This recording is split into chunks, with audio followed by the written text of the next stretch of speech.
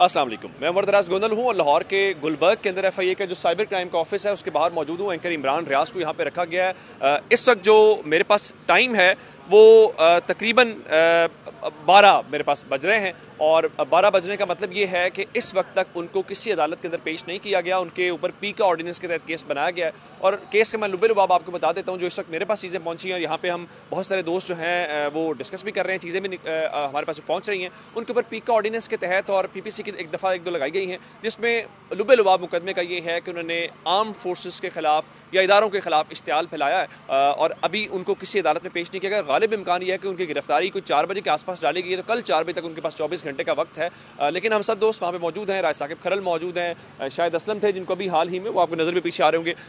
General Bajwa की data leak case के अंदर गिरफ्तार किया गया था, नजम बाजवा, और भी बहुत सारे दोस्त आए हुए हैं। तो इंशाल्लाह यहाँ से आपको अपडेट्स देते रहेंगे। अगर किसी अदालत में लेके जाएंगे वो भी आपको आगाह करेंगे। ख्याल रखिएगा। खुदा हाफिज़।